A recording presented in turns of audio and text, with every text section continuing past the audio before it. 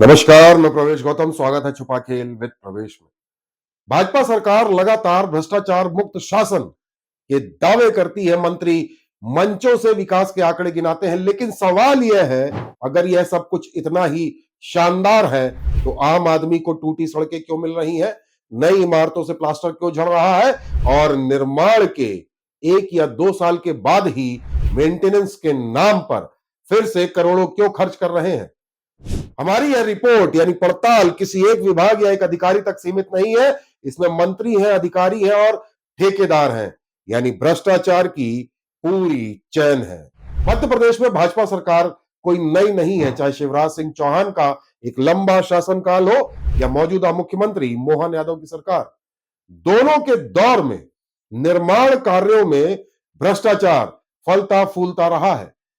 नियम कहते हैं सरकारी निर्माण की गुणवत्ता कम से कम 30 साल तक बनी रहनी चाहिए, लेकिन जमीनी हकीकत यह है कि निर्माण पूरा होने के 1 या 2 साल के भीतर ही मेंटेनेंस का खेल शुरू हो जाता है। सवाल उठता है, जब निर्माण गुणवत्तापूर्ण था तो इतनी जल्दी मरम्मत क्यों? और इसी सवाल का जवाब तलाशते हुए हमारी पड़ताल पहुंचती है डीसीएम टेस्ट लैब्स भोपाल तक। इसी लैब की रिपोर्टों के आधार पर कई घटिया काम को गुणवत्ता वाला साबित किया गया है। मध्य प्रदेश के पीडब्ल्यूडी मंत्री राकेश सिंह जी, मैं यह सवाल आपसे पूछता हूं, जब नियम 30 साल की गुणवत्ता की बात करते हैं तो सड़कें या इमारतें 2 साल में क्यों दरकने लगती हैं? इमारतें जर्जर हो जाती हैं। जिन रिपोर्टों के आधार पर भुगतान हुआ, उनकी जांच आज तक क्यों नहीं हुई? आपको बताते हैं हमारी पड़ताल डीसीएम टेस्ट लैब्स की फर्जीवाड़ा भ्रष्टाचार हजारों करोड़ का। डीसीएम टेस्ट लैब फर्जी रिपोर्टों के आधार पर हजारों करोड़ के भ्रष्टाचार की पूरी कहानी आज बताएंगे। सरकारी निर्माण कार्यों की गुणवत्ता को लेकर जो दावे किए जाते हैं, आज हम उनकी हकीकत दिखाने जा रहे हैं।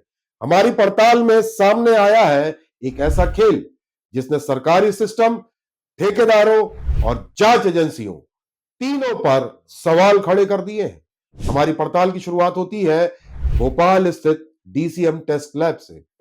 यह वही लेबोरेटरी है जिसकी रिपोर्ट के आधार पर सरकारी निर्माण कार्यों को गुणवत्ता वाला बताया गया और करोड़ों रुपए के बिल पास किए गए। पिछले करीब 5 वर्षों में डीसीएम टेस्ट लैब्स ने हजारों टेस्ट रिपोर्ट जारी की और इन रिपोर्टों के आधार पर कम गुणवत्ता वाले कामों को सरकारी मानकों के अनुरूप बताया गया। हमारी पड़ताल में ऐसे 400 से ज्यादा प्रोजेक्ट सामने आए हैं जिनकी कुल लागत हजारों करोड़ रुपए से अधिक हो सकती है। अब सबसे अहम सवाल, क्या इन रिपोर्टों को जारी करने का डीसीएम टेस्ट लैब्स को अधिकार था? नियम साफ कहते हैं कोई भी टेस्ट लेबोरेटरी सिर्फ उन्हीं जांचों की रिपोर्ट कर दे सकती है जिनके लिए उसे NABL की मान्यता मिली हो। लेकिन हमारी पड़ताल में सामने आया है कि डीसीएम टेस्ट लैब्स ने अपने स्कोप से बाहर जाकर कई जांच रिपोर्टें जारी कर दी। ध्यान रखिए, कई जांच रिपोर्टें अपने स्कोप से बाहर, जैसे सरिये का बैंड और रीबैंड टेस्ट, सॉइल बेयरिंग कैपेसिटी, यहां तक कि पानी और हवा की गुणवत्ता की रिपोर्ट। जबकि इनमें से कई जांचों के लिए ना तो डीसीएम के पास मशीन थी और ना ही वैध मान्यता। हमारी पड़ताल में सामने आया कि डीसीएम टेस्ट लैब्स ने कई रिपोर्टें केवल नगद भुगतान लेकर जारी की, यानी इन भुगतान का डीसीएम टेस्ट लैब में कोई रिकॉर्ड अकाउंट बुक में नहीं मिलेगा, जिसका सीधा मतलब है जीएसटी चोरी और सरकारी राजस्व को नुकसान और रिपोर्टें फर्जी।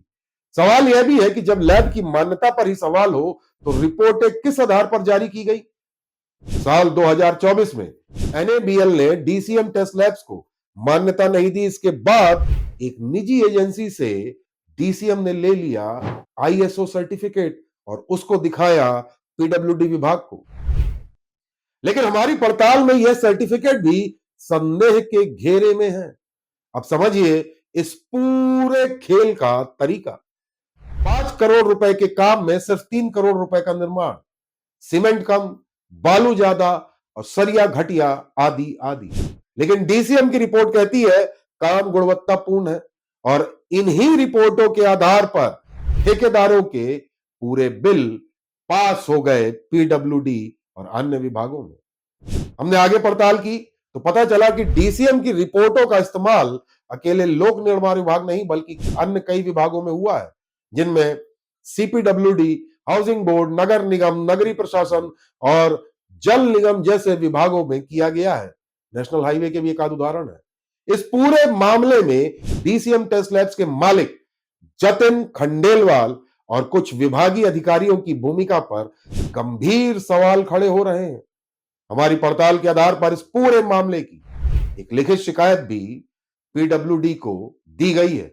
लेकिन हैरानी की बात यह है कि engineer in chief mister Rana और एक दूसरे engineer in chief mister Baghel ने आज तक न तो कोई जांच शुरू की और न कोई कार्रवाई। अब सवाल यह है क्या इस मामले की निष्पक्ष जांच होगी या फिर यह मामला भी फाइलों में दफन कर दिया जाएगा।